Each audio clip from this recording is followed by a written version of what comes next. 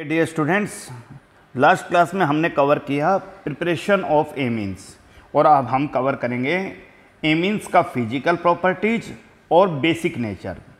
Last lectures में आप लोगों को बेसिक नेचर के बारे में बहुत डिटेल में डिस्कशन करवाया जा चुका है, राइट। और हम लोगों ने फिजिकल प्रॉपर्टी को भी लेकर बहुत अच्छे से बात किया है, तो आप अपने प्रीवियस लेक्चर्स को भी देख सकते हो।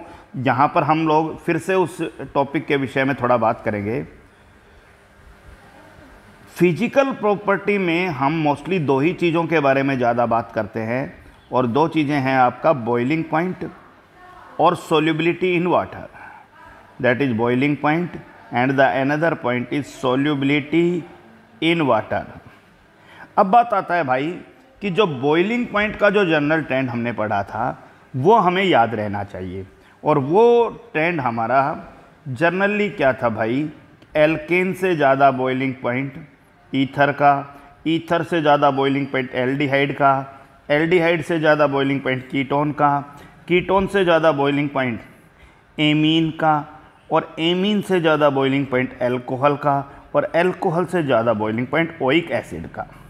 ये एक जर्नल ट्रेंड था जो हर स्टूडेंट को पता होना चाहिए कि अगर कंपेरेबल मोलिकुलर मास में आप कंपेयर करो तो एल्केन और ईथर में ईथर का बॉइलिंग पॉइंट ज़्यादा है, क्योंकि एल्केन नॉन पोलर है और ईथर पोलर है। एल्केन में डिस्पर्जन फोर्स है, जबकि ईथर के अंदर डाइपोल डाइपोल इंट्रैक्शन है। ईथर और एल्डिहाइड में एल्डिहाइड का बॉइलिंग पॉइंट ज़्यादा मिलेगा, क्योंकि ईथर लेस पोलर है, तो डाइपोल डाइपोल का जो मैग्नीट्यूड है वो कम होगा, और एल्डिहाइड जो है वो ज़्यादा पोलर है। और इसके पीछे रीजन आपको बताया भी था कि ईथर में carbon oxygen carbon single bond की पोलैरिटी है, जबकि वहाँ पर डबल बॉन्ड की पोलैरिटी है, और डबल बॉन्ड में जो पाई बॉन्ड है वो वीक बॉन्ड है, इसीलिए फिर पोलैरिटी ज़्यादा हो गई थी। एल्डिहाइड और कीटोन में कीटोन का बॉइलिंग पॉइंट ज़्यादा है, दोनों में ही डाइपोल डाइपोल इंट्रैक्शन है, लेकिन कीटोन में सिमेट्री ज़्यादा है, इसलिए उसका बॉइलिंग पॉइंट ज़्यादा है। कीटोन और एमीन्स में जब हमने बात किया तो एमीन्स में इंटरमोलिकुलर हाइड्रोजन बॉन्डिंग है, जबकि कीटोन के अंदर डाइपोल डाइपोल इंट्रैक्शन है।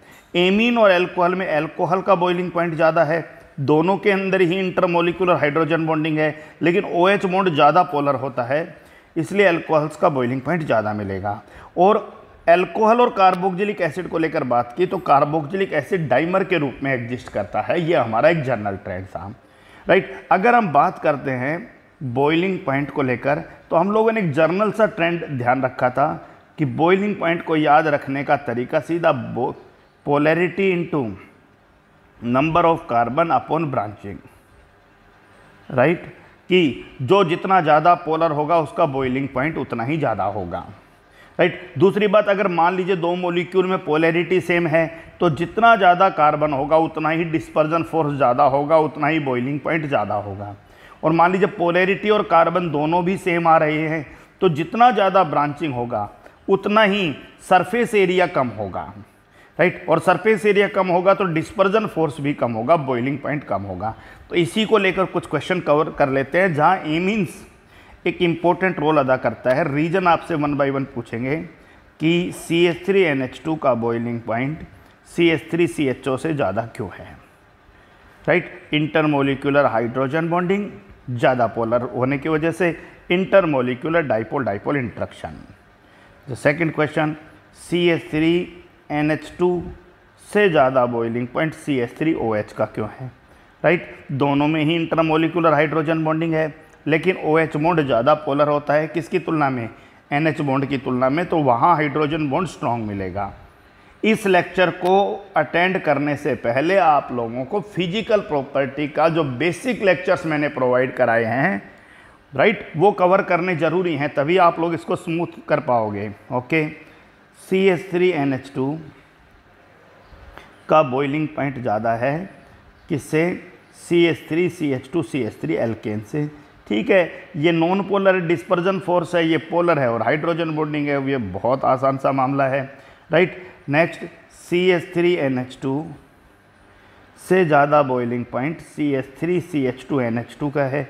कोई डाउट ही नहीं है भाई कि दोनों में ही इंटरमोलिकुलर हाइड्रोजन बॉन्डिंग है, लेकिन बाद वाले में कार्बन ज़्यादा है। कार्बन ज़्यादा है तो डिस्पर्जन फोर्स ज़्यादा होगा, डिस्पर्जन फोर्स ज़्यादा होगा तो बॉइलिंग पॉइंट भी ज़्यादा होगा। नेक्स्ट क्वेश्चन, C2H5NH2 से ज़्यादा C6H5NH2 का होना है। कोई दिक्कत नहीं है, दोनों में ही इंटरमोलिकुलर हाइड्रोजन बॉन्डिंग है, लेकिन बाद वाले में कार्बन की संख्या ज़्यादा है। अब कार्बन ज़्यादा है भाई तो सीधा सा मतलब डिस्पर्जन फोर्स ज़्यादा होगा, बॉइलिंग पॉइंट भी ज़्यादा होगा।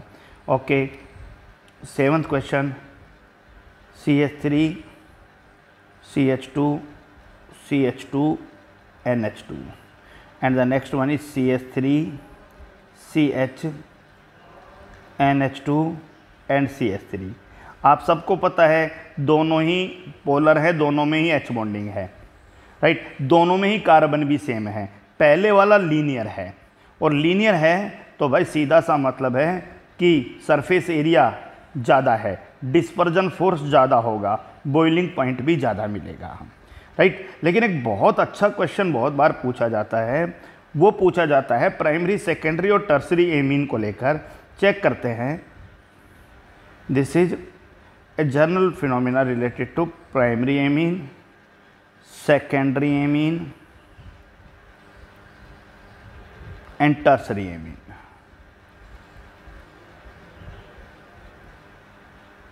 अब टर्सरी एमीन जो है उसके अंदर, और मैं साइज भी कंपेरेटिवली इक्वली कर देता हूँ ताकि कार्बन को लेकर डाउट ना हो आपके दिमाग में। CH3 CH2 CH2 NH2, okay, CH3 NH CH2 और CH3। अब ब्रांचिंग बढ़ रहा है तो बॉइलिंग पॉइंट घटना चाहिए और डेफिनेटली यहाँ भी वही हो रहा है। लेकिन रीजन हम लोग उस पर कब जाएंगे, हम पहले बताएं, सबसे पहले पोलैरिटी पे जाइए। और पोलैरिटी जब डिसाइड कर रहा है तो आपको ब्रांचिंग के डिस्कशन में नहीं जाना है। आपका उत्तर गलत नहीं होगा, आंसर आपका तब भी सही है। लेकिन ये देखिए NH2 दो नाइट्रोजन हाइड्रोजन बॉन्ड पोलर है, NH एक नाइट्रोजन हाइड्रोजन बॉन्ड पोलर है और यहाँ पर पोलैरिटी नहीं है, राइट। रीजन आपका अलग हो गया है, ट्रेंड आपका वही था जो आपने सोचा था, राइट। यानी आपका प्राइमरी एमीन का बॉइलिंग पॉइंट ज़्यादा है, right, boiling point primary amine, then secondary amine and finally tertiary amine. And reason that tertiary amine is not capable to form hydrogen bonding, intermolecular hydrogen bonding नहीं होता है। तो इस last वाले question को बहुत अच्छे से ध्यान से कर लीजिएगा, क्वेश्चन बहुत ईजी था। चलिए भाई बच्चों, अब लोग हम बात कर लेते हैं सेकंड पॉइंट को लेकर, and the second point is solubility in water. Solubility in water, आप सबको पता है सोल्यूबिलिटी इन वाटर को चेक करने के लिए हम लोगों ने क्या ट्रेंड याद रखा, polarity into branching upon number of carbon, okay. जो जितना ज़्यादा पोलर, क्योंकि वाटर भी पोलर है, वो वाटर में उतना ही ज़्यादा घुलेगा, राइट। चलिए पोलैरिटी मान लो सेम है, कार्बन जितना ज़्यादा बढ़ेगा समझ लो भाई उतना ही नॉन पोलर पार्ट बढ़ेगा। नॉन पोलर पार्ट का मतलब हाइड्रोफोबिक, वाटर को रिपेल करने वाला पार्ट बढ़ेगा, और वाटर को रिपेल करने वाला पार्ट बढ़ेगा तो सोल्यूबिलिटी भी बढ़ेगी। वाटर को रिपेल करने वाला पार्ट अगर बढ़ता जाएगा तो सोल्यूबिलिटी इन वाटर डिक्रीज होती जाएगी। दोबारा रिपीट कीजिए, जितनी ज़्यादा पोलैरिटी उतना ही वाटर में सोल्यूबिलिटी ज़्यादा। जितना पोलैरिटी सेम हो गया और कार्बन ज़्यादा, राइट, तो हाइड्रोफोबिक पार्ट भी ज़्यादा होगा। हाइड्रोफोबिक पार्ट ज़्यादा होगा तो वाटर में सोल्यूबिलिटी कम होगी। मान लीजिए पोलैरिटी और कार्बन दोनों सेम हैं, जितनी ब्रांचिंग ज़्यादा उतना ही सरफेस एरिया कम। किसका? हाइड्रोफोबिक पार्ट का सरफेस एरिया कम, और हाइड्रोफोबिक पार्ट का सरफेस एरिया कम तो सीधा सा मतलब है भाई वाटर में सोल्यूबिलिटी क्या होगी? ज़्यादा होगी। चलिए चेक करते हैं। Number 1, CH3NH2 is more soluble in water than CH3CHO। ये ज़्यादा पोलर है, ये कम पोलर है, राइट। टॉपिक चल रहा है हमारा यहाँ पर solubility in water, right. CH3NH2 CH3CHO से ज़्यादा सोल्यूबल है, ओके। CH3NH2 लेस सोल्यूबल है किससे? CH3OH से, क्योंकि CH3NH2 कम पोलर है और CH3OH ज़्यादा पोलर है। चलते जाइए, CH3NH2 ज़्यादा सोल्यूबल है वाटर में, किससे? C6H5NH2 से, क्योंकि भाई दोनों में पोलैरिटी तो सेम है, लेकिन बाद वाले में कार्बन बढ़ गया है। कार्बन बढ़ गया तो हाइड्रोफोबिक पार्ट बढ़ गया, और हाइड्रोफोबिक पार्ट बढ़ गया तो सोल्यूबिलिटी इन वाटर जो है वह उसकी लेस हो जाएगी, आपको ध्यान रखना है। ओके, चौथा question, C2H5NH2 is more soluble in water than C3H7NH2। तो कोई डाउट नहीं है सर, बात बन जाएगा, right. Next fifth part, CH3, CH2, CH2, CH2 और NH2। ठीक है, एक कार्बन कम कर देते हैं, इतना ज़रूरत नहीं था, तो NH2 and the next one is CH3, CH3, CH3। चलिए, कार्बन तो बढ़ाना ही पड़ेगा, और NH2। अब देखिए भाई कि इनमें कौन ज़्यादा वाटर में सोल्यूबल है। आप लोग सबसे पहले पोलैरिटी पर बात करो, आपको जी पोलैरिटी बिल्कुल सेम है, दोनों में ही पोलैरिटी सेम है। अब हाइड्रोफोबिक पार्ट, कार्बन सेम है, यहाँ पर ब्रांचिंग ज़्यादा है, हाइड्रोफोबिक पार्ट का सरफेस एरिया कम है, और हाइड्रोफोबिक पार्ट का सरफेस एरिया कम है, तो सीधा सा मतलब है बच्चों कि वाटर में ज़्यादा सोल्यूबल होगा। ये टर्सरी एमीन नहीं है, ये दोनों ही प्राइमरी एमीन है, ध्यान रखना। कई बार स्टूडेंट को गड़बड़ हो जाता है इस चीज़ में, बड़ा ध्यान से नहीं समझता तो फिर डाउट्स क्रिएट हो जाते हैं। दोनों ही प्राइमरी एमीन है, जिस कार्बन नाइट्रोजन के साथ दोनों ही केस में एक कार्बन जुड़ा हुआ है। लेकिन इसी क्वेश्चन को अगर आप लोग इस नज़रिए से देखो, CH3, CH2, CH2, NH2 and CH3, N, CH3 and CH3. So first one is more soluble in water because it is more polar and it is not polar. और बीच में अगर CH3NH आ जाता, चलिए उसको भी लिख देते हैं, उसको क्यों छोड़ते हैं, फिर डाउट सारे क्लियर होते जाएंगे। CH3NH एंड CH2 और CH3, और फिर CH3N, CH3 और CH3। अब बताइए क्या मामला होगा। अब आपको पता होना चाहिए भाई कि इसमें ज़्यादा पोलैरिटी है पहले वाले में, दूसरे वाले में कम पोलैरिटी, और तीसरे वाला पोलर नहीं है। तो सबसे ज़्यादा सोल्यूबल ये पहले वाला है, राइट। तो सोल्यूबिलिटी इन वाटर को लेकर ट्रेंड क्लियर है, प्राइमरी ज़्यादा सोल्यूबल है, उससे कम सेकेंडरी, और उससे कम टर्सरी। मामला किसको लेकर चल रहा है? एमीन को लेकर चल रहा है, राइट। तो ये क्वेश्चन भी आपसे पूछे जा सकते हैं, राइट। बहुत सरल सी भाषा में इन सब क्वेश्चंस को आप लोग तैयार कर लीजिएगा। Okay, lower aliphatic amines are soluble in water. Question, lower aliphatic amine, lower का मतलब जिनमें कम कार्बन है, एलिफेटिक का मतलब alkyl group, lower aliphatic amines, right, low boiling point and more soluble in water. In comparison with, किसके compare में? In comparison with higher aliphatic amine, higher aliphatic amine. क्यों भाई? जिसमें कार्बन ज़्यादा हो गए हैं, राइट। सबको पता है भाई लोअर एलिफेटिक एमीन है तो बॉइलिंग पॉइंट तो क्या होगा? कम ही होगा, क्योंकि एमीन ही है दोनों ही केस में वो पोलर हैं, राइट। हाइड्रोजन बॉन्डिंग भी दोनों में ही है, लेकिन लोअर है तो कार्बन कम है, डिस्पर्जन फोर्स कम होगा।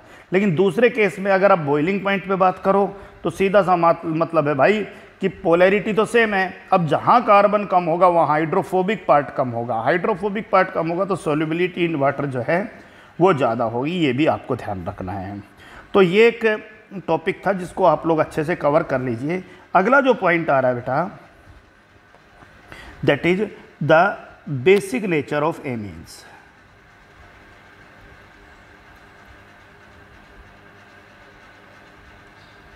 ऑफ एमीन्स तो सबको पता है भाई, अमोनिया और एमीन्स, चाहे वो फिर प्राइमरी ले लें सेकेंडरी ले लें, वो बेसिक है, आर लेविस बेस, और क्यों है Lewis base? Due to their tendency to donate electron pair.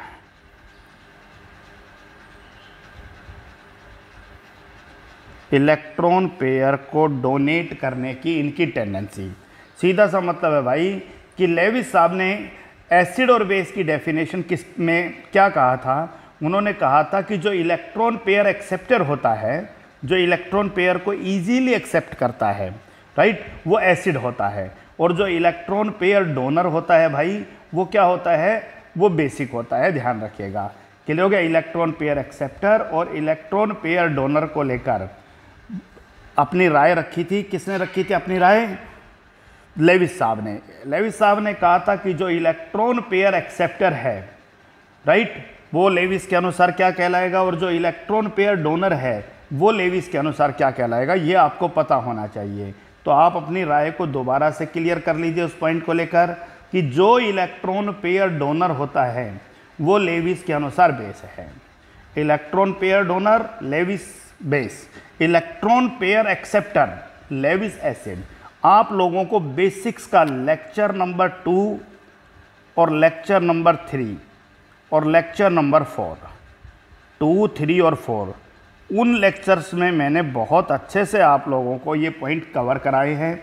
कौन कौन से कराए हैं? लेक्चर नंबर 2 के अंदर इंटरमोलिकुलर फोर्स बताया, 3 के अंदर बॉइलिंग पॉइंट के बारे में बात किया, सोल्यूबिलिटी इन वाटर को लेकर बात किया, राइट। उसके बाद आपका लेक्चर नंबर 4 में एसिडिक और बेसिक नेचर पे बात किया, और लेक्चर नंबर 5 जो है उसमें हमने pKa और pKb को लेकर बात किया। तो आप अपनी नॉलेज को इम्प्रूव कर लीजिए। अगर कभी भी इस टॉपिक को लेकर डाउट है तो ये 4 लेक्चर्स आपको दोबारा से अच्छे से अटेंड करने हैं, राइट। पहला जो लेक्चर है वो बेसिक इंटरमोलिकुलर फोर्स को समझा रहा है, अगला लेक्चर बॉइलिंग पॉइंट और सोल्यूबिलिटी को समझा रहा है, अगला लेक्चर बेसिक और एसिडिक नेचर को समझा रहा है, और नेक्स्ट लेक्चर जो है वो pKa और pKb को समझा रहा है। तो आप लोग 12 लेक्चर्स आप लोगों के लिए प्रोवाइड कराए गए हैं यूट्यूब के ऊपर कैप्सूल कोर्स के नाम से। तो उसमें जो 12 लेक्चर है उसमें लेक्चर नंबर 2, 3, 4, 5 इन पे विजिट कीजिए। आप लोगों को फिजिकल प्रॉपर्टी और बेसिक नेचर को लेकर आपका आइडिया क्लियर हो जाएगा।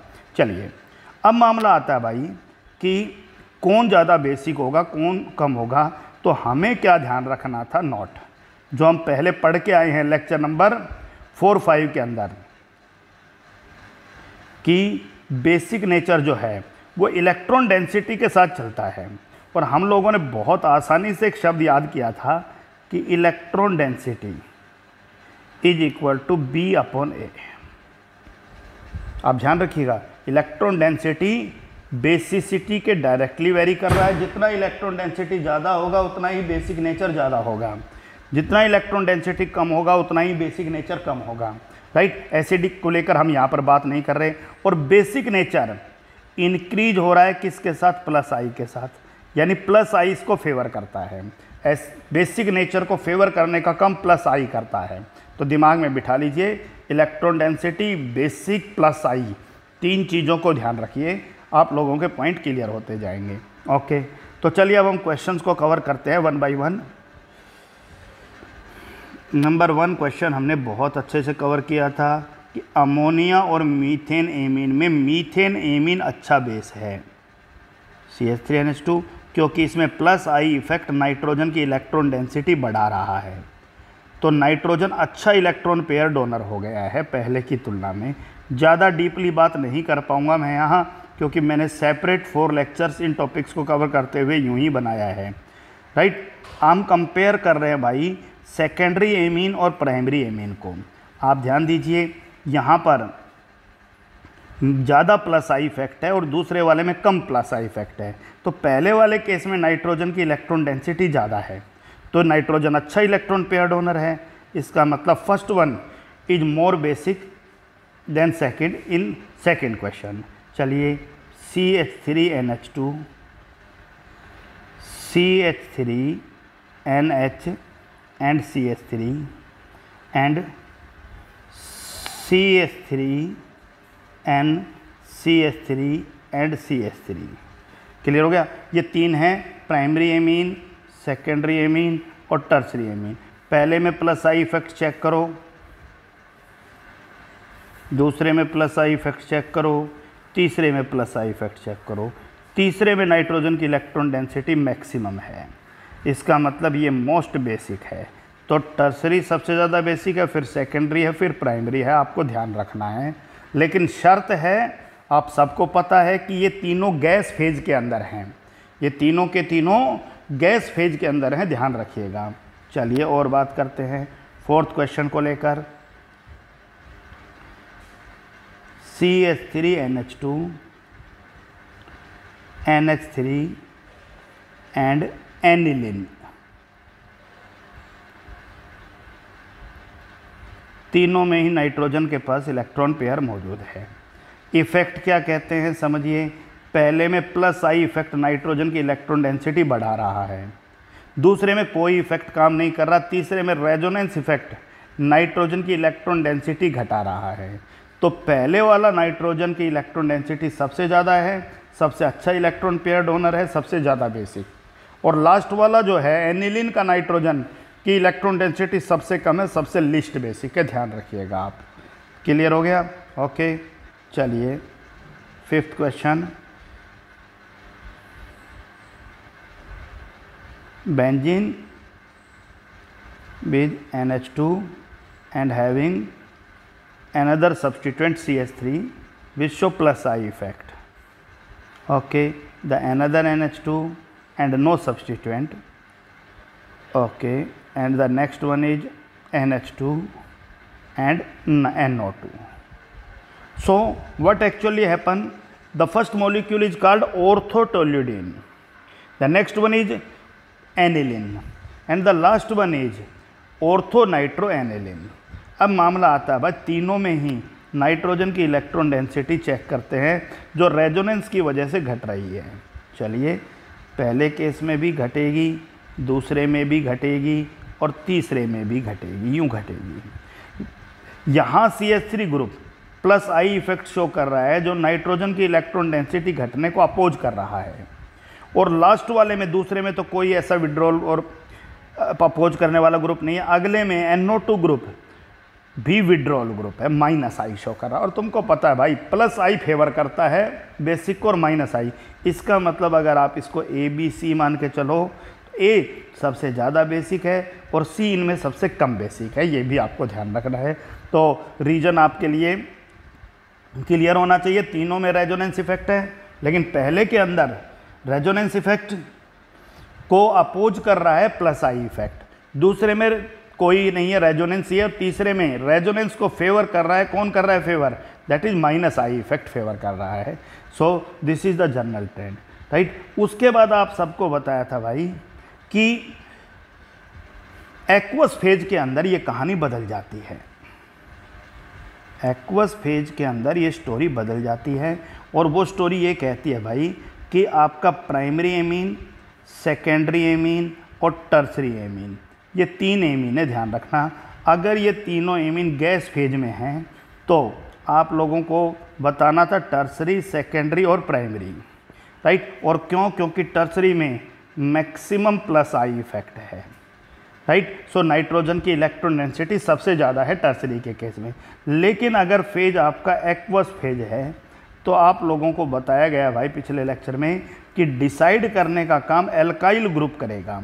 अगर एल्काइल ग्रुप छोटा ग्रुप है CH3 जो स्टीरिक हिंड्रेंस शो नहीं करता है, और बड़ा ग्रुप है C2H5 जो स्टीरिक हिंड्रेंस शो करता है, तो ऐसे केस में जो पहले वाला पार्ट बन रहा है भाई उसमें और दूसरा वाला जो बन रहा है, दोनों में ही सबसे ज़्यादा बेसिक सेकेंडरी होगा। लेकिन जहाँ एल्काइल ग्रुप स्मॉल है वहाँ पहले प्राइमरी आएगा फिर टर्सरी आएगा, और जहाँ एल्काइल ग्रुप लार्ज है वहाँ पहले टर्सरी आएगा फिर प्राइमरी आएगा।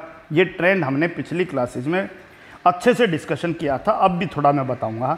और रीजन आपसे पूछे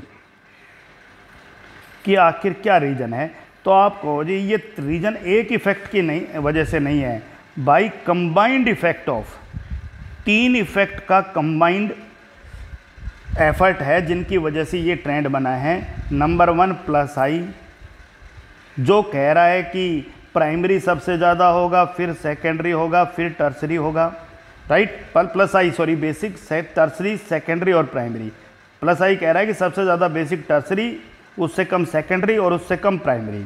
दूसरी तरफ स्टीरिक हिंड्रेंस, स्टीरिक हिंड्रेंस ये कह रहा है भाई कि पहले वाले केस में जहाँ CH3 है वहाँ स्टीरिक हिंड्रेंस ना के बराबर है। जैसे ही C2H5 हो गया, सबको पता है भाई कि C2H5 आते ही नाइट्रोजन के इर्द गिर्द जितने बड़े ग्रुप जुड़ेंगे उतना ही H पॉजिटिव अटैक नहीं कर पाएगा इसके ऊपर। तो स्टीरिक हिंड्रेंस का मतलब है कि प्राइमरी पर अटैक ईजी है और सेकेंडरी पर अटैक मुश्किल है और टर्सरी पे सबसे ज़्यादा मुश्किल है। तो प्लस आई के हिसाब से बेसिक नेचर पे बात करो तो टर्सरी बेसिक, स्टीरिक हिंड्रेंस के हिसाब से बेसिक नेचर पे बात करो तो प्राइमरी, सेकेंडरी और टर्सरी, राइट। और तीसरा चीज़, अगर सोल्यूशन की बात करो, ये आपको इतना डिटेल में लिखने का ज़रूरत नहीं भी है, ठीक है। सोल्यूशन, सोल्यूशन का मतलब है कि कौन वाटर के साथ सबसे इजीली H बॉन्ड बनाएगा। ये देखिए CH3NH2 वाटर में मिलते ही ये बना लेगा CH3NH3 पॉजिटिव और OH नेगेटिव अलग हो जाएगा क्योंकि इसका H पॉजिटिव इस लोन पेयर के साथ चला जाएगा। अब इस CH3NH3 पॉजिटिव में 3 जगह पोलैरिटी है भाई, इस बॉन्ड में भी पोलैरिटी है, इस बॉन्ड में भी पोलैरिटी है, इस बॉन्ड में भी पोलैरिटी है। तो भाई वाटर जो है वो इधर भी जुड़ जाएगा, OH2 लिख देता हूँ, वाटर इधर भी जुड़ जाएगा, OH2 लिख देता हूँ, और वाटर इधर भी जुड़ जाएगा, OH2 लिख देता हूँ। यानी सबसे ज़्यादा कहाँ पर हो रहा है? प्राइमरी एमीन के केस में हाइड्रेशन हो रहा है। और अगर यही एमीन प्राइमरी की बजाय सेकेंडरी होता तो फिर क्या होता भाई? फिर एक H कम हो जाता, एक H कम हो जाता तो फिर एक जगह से वाटर हट जाता, फिर आपका टर्सरी फिर एक H और कम हो जाता, एक H और कम हो जाता तो फिर एक जगह से और हट जाता। इसका सीधा सा मतलब ये है भाई, मैं एक बार हल्का सा सॉल्यूशन को रिपीट कर रहा हूँ। दिस इज प्राइमरी एमीन, चलिए R लिख देता हूँ, R2NH and this is R3N। Tertiary amine, secondary amine, primary amine, और यहाँ भी मैं R ही लिख देता हूँ ताकि डाउट्स क्लियर रहे। RNH2। अब मामला आता है भाई कि सॉल्यूशन के बाद H पॉजिटिव जुड़ते ही ये RNH3 पॉजिटिव, ये R2NH पॉजिटिव और ये R3N पॉजिटिव। अब यहाँ पर 3 H हैं जिनके साथ 3 बार सॉल्यूशन हो सकता है। क्लियर हो गया कि नहीं हो गया? यहाँ पर सॉरी 2 H हैं और यहाँ पर एक ही H जुड़ा है, तो यहाँ पर 2 बार सॉल्यूशन हो सकता है 2 जगह पर, और यहाँ पर एक ही जगह सॉल्यूशन हो सकता है। तो सॉल्यूशन सबसे ज़्यादा किस केस में होगा? प्राइमरी, फिर क्या होगा? सेकेंडरी, फिर टर्सरी। तो आप ध्यान दीजिएगा, बेसिक नेचर को फेवर करने के लिए 3 चीज़ों का सहारा लिया गया। प्लस आई इफेक्ट कह रहा है कि बेसिसिटी सबसे ज़्यादा किस में होगी? टर्सरी में होगी, जबकि स्टीरिक एंट्रेंस कुछ और राय रख रहा है। इसलिए हम लोग पूरे रिजल्ट को लेकर क्या कंक्लूजन निकालते हैं, राइट, वो हमें ध्यान रखना है। फिर से मैं उसी चीज़ को रिपीट कर रहा हूँ कि अगर आपका गैस फेज है तो ध्यान रखना टर्सरी, सेकेंडरी और प्राइमरी, और रीजन केवल प्लस आई इफेक्ट। अगर आपका एक्वस फेज है तो फिर R ग्रुप डिसाइड करेगा, RCH3 है तो सेकेंडरी, प्राइमरी और टर्सरी। R अगर C2H5 है तो भाई आपका सेकेंडरी, टर्सरी और प्राइमरी। रीजन पूछे तो इन दोनों का एक ही रीजन है, by combined effect of plus I, solvation और स्टीरिक हिंड्रेंस। 3 चीज़ों के कंबाइंड इफेक्ट की वजह से ये पॉइंट देखने को मिला है, राइट। आप लोगों को आपकी बुक में स्टेबिलिटी ऑफ प्रोडक्ट फॉर्म्ड का भी कई जगह जिक्र है। मैं यहाँ स्टेबिलिटी की बात नहीं कर रहा हूँ। स्टेबिलिटी की बात मैं आप लोगों के साथ तब करूँगा जब मैं एसिडिक नेचर पढ़ाऊँगा। तब हम लोग एसिड्स के H पॉजिटिव रिलीज करने के बाद जो प्रोडक्ट बनता है उसकी स्टेबिलिटी के आधार पे उसके नेचर को कंपेयर करेंगे, और यही काम इसके प्रोडक्ट के आधार पे भी कंपेयर करेंगे। तो फिलहाल स्टेबिलिटी को भूलकर आप लोग पूरे टॉपिक को कवर करो, राइट। आप लोगों का टॉपिक कवर हो गया है, बस हमें तो और ज़्यादा डीप और टॉपिक्स के ऊपर जाना है और नॉलेज के लिए जाना है, तो हम उस टॉपिक को भी कवर करेंगे, लेकिन अभी नहीं कर रहा हूँ मैं। तो जनरल पॉइंट क्लियर है भाई कि एक्वस फेज के अंदर हम किस तरह से ध्यान रखेंगे कि, और मैं एक बार दोबारा सा हल्का सा जिस पॉइंट के ऊपर हम पहुँचे थे कि हम लोग जर्नल क्वेश्चंस को कवर कर पाए हैं। जर्नल क्वेश्चंस के बाद एक्वस फेज के अंदर पूरा ट्रेंड हमारे लिए क्लियर है, राइट। और ट्रेंड क्लियर है तो उसके बाद हम कुछ क्वेश्चंस को फिर से एक बार कवर कर लेते हैं, राइट। एक बात आपको और ध्यान रखना है, note CH3NH2, let us suppose when added into water it will give you CH3 NH3 positive and H2O negative, right. अगर आप इस रिएक्शन को जो दोनों डायरेक्शंस में पॉसिबल है, अगर आप इसका KB निकालोगे तो आप सबको पता है sir CH3 NH3 positive, right, and that is CH3NH2 water में मिलके CH3NH3 पॉजिटिव और OH नेगेटिव बनाएगा, सो OH नेगेटिव और CH3NH2 U बनेगा। और डिटेल में समझना चाहो तो चलिए मैं फिर से बता देता हूँ। ये देखिए KB PKB को पहले भी समझाया था। CH3NH2 कोई भी एक एमीन है, वाटर में ऐड किया, H पॉजिटिव चला गया किसके साथ, इलेक्ट्रॉन पेयर के साथ, सो CH3NH3 positive plus OH negative, equilibrium constant के, सो CH3NH3 पॉजिटिव का कंसंट्रेशन, OH नेगेटिव का कंसंट्रेशन, CH3NH2 का कंसंट्रेशन। वाटर का कंसंट्रेशन लिखने की ज़रूरत नहीं है, प्योर वाटर की कंसंट्रेशन 1 होती है, राइट। और यहाँ पर K जो है वो बेस के लिए है, तो यहाँ लिखा KB। आप सबको पता है भाई जितना KB मोर होगा उतना ही लेस PKB होगा, क्योंकि KB जो है अगर आप उसकी तुलना PKB से करते हो तो PKB is negative logarithm of KB। अगर आपको इस टॉपिक पे भी जाना है तो आप लोग प्रीवियस वीडियो पे चले जाइए, जो मैंने आपको बताया था कि 2, 3, 4, 5 में वीडियो नंबर 5 PKB और KB के बारे में ही समझाया है। तो वहाँ पर हमने एक बात अच्छे से कर लिया था कि स्ट्रॉन्ग बेस के लिए, एक अच्छे बेस के लिए लेस PKB होना चाहिए। क्लियर हो गया? क्योंकि आप एक बात देखिए यहाँ भी, अगर CH3NH2 एक अच्छा इलेक्ट्रॉन पेयर डोनर है तो बहुत ज़्यादा प्रोडक्ट बनेगा, बहुत ज़्यादा प्रोडक्ट बनेगा तो ये बहुत ज़्यादा होगा, ये बहुत ज़्यादा होगा तो KB बहुत ज़्यादा होगा, और KB बहुत ज़्यादा होगा तो नेगेटिव लगा भाई PKB बहुत कम होगा। यानी अच्छे बेस के लिए PKB की वैल्यू कम है, राइट। तो जितनी PKB की वैल्यू घटेगी उतना ही आपका अच्छा बेस होगा। तो मेरा एक क्वेश्चन CH3NH2 और बेंजीन के ऊपर NH2, ध्यान दीजिएगा, ओके। और PKB की वैल्यू 3.38 और बेंजीन एमीन PKB 9.38। अब देखिए भाई, सबको पता है ज़्यादा PKB है, लेस बेसिक है, थियोरेटिकली एक्सप्लेन कीजिए। Plus I effect methane amine को ज़्यादा बेसिक बना रहा है और रेजोनेंस इफेक्ट एनिलीन को लेस बेसिक बना रहा है। तो जितना ज़्यादा PKB है उतना ही कम बेसिक होगा, ये हमें ध्यान रखना है। तो क्वेश्चंस हमने बहुत सारे कवर कर लिए थे, राइट। आप लोग फिर से एक बार जो क्वेश्चंस मैं बता रहा हूँ वो आप सारे क्वेश्चन कवर करोगे। आपके NCERT एक्सरसाइज का 13.4 question, NCERT exercise 13.4 question complete cover कीजिए आप लोग, आपके बहुत कॉन्सेप्ट क्लियर हो जाएंगे। 13.4 के ऑल पार्ट जो आपके बेसिक नेचर को कवर कर रहे हैं, बॉइलिंग पॉइंट और सॉल्युबिलिटी को कवर कर रहे हैं। 13.3 का पहला क्वेश्चन कवर करिए, दूसरा क्वेश्चन कवर करिए आप लोग, राइट।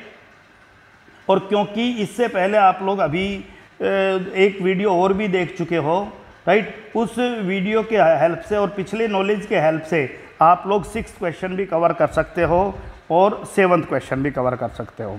यानी जो स्टूडेंट पिछला वीडियो देख के आया है वो इन क्वेश्चंस को कवर कर सकता है, राइट, ओके। उसके अलावा भाई आप लोग कंप्लीट द रिएक्शन का प्रैक्टिस कर लीजिए, आपके लिए बहुत बेहतर रहेगा। 13.14 के तीनों क्वेश्चंस आप लोग करने की स्थिति में हो। 13.12 भी कर सकते हो आप लोग आज के वीडियो, इससे पहले वाले वीडियो के आधार पे। 13.13 ये अपनी प्रीवियस नॉलेज के आधार पे आप कर सकते हो, मैंने जो बेसिक लेक्चर है वहाँ कवर करा दिया था। और 13.14 के भी सभी रीजन के क्वेश्चन आप लोग कर सकते हो। सो 13.12, 13.13, 13.14 कुछ चीज़ें प्रीवियस लास्ट क्लास में कवर हुई हैं, कुछ चीज़ें हमने कैप्सूल कोर्स के अंदर कवर किया था, तो वो सारी चीज़ें हम लोग डिस्कशन कर चुके हैं। आप लोग ये सारे क्वेश्चन कवर कर लीजिए। इसके अलावा आप लोगों को इन टेक्स्ट क्वेश्चन 13.4, इन टेक्स्ट 13.4 कवर करना है, ये भी ध्यान रखना है आप लोगों को। ठीक है भाई, तो इस क्वेश्चन को आप लोग बहुत आसानी से कवर कर लीजिएगा। एक बात सभी स्टूडेंट ध्यान रखें कि प्रैक्टिस ही एकमात्र समाधान है। जितना ज़्यादा क्वेश्चंस को कवर करोगे उतना ज़्यादा आप लोगों का कॉन्सेप्ट क्लियर होगा। जैसे ही बेसिक नेचर आए आप लोग गैस फेज के बारे में बात करोगे, जैसे ही केबी, पीकेबी या एक्वस फेज का जिक्र आए तो फिर आपका ट्रेंड अलग होगा, क्योंकि केबी, पीकेबी और एक्वस फेज तीनों एक ही जगह चलेंगे। तो गैस फेज का ट्रेंड अलग है, केबी, पीकेबी और एक्वस फेज का ट्रेंड अलग है। अगर उन्होंने आपको कंडीशंस नहीं प्रोवाइड कराई गई तो फिर आप लोग गैस फेज को ही आधार मान के अपने क्वेश्चन को सॉल्व करोगे, ये ध्यान रखना है। तो केबी और पीकेबी एक्वस फेज में ही काम करते हैं, एक्वस फेज का ही कॉन्सेप्ट है, राइट। और नॉर्मल कॉन्सेप्ट में हम लोग बेसिक नेचर को गैसियस फेज में ही कंपेयर करते हैं। तो ये आपके लिए पॉइंट था। होपफुली आप लोग अच्छे से इस पॉइंट को कवर करोगे। अभी इस चैप्टर के अंदर बहुत ज़्यादा चीज़ें नहीं बची है, मैंने बताया था ये केवल तीसरा ही लेक्चर है, 2 लेक्चर के अंदर ये चैप्टर कवर हो जाएगा आप लोगों का। तो इतना छोटा सा चैप्टर, राइट, और लगभग मान के चलिए कि 5 मार्क्स का मिनिमम आप लोगों को मिलेगा। तो आप कहिए तो सर बल्ले बल्ले, ऑर्गेनिक केमिस्ट्री इतना आसान है, सोचा भी नहीं था। ठीक है, 5 मार्क्स का कम से कम आप लोगों को ये चैप्टर मिलेगा। केवल 2 लेक्चर इसके बाद बचे हैं, तो अच्छे से मेहनत कीजिए बेटा। That's all for today.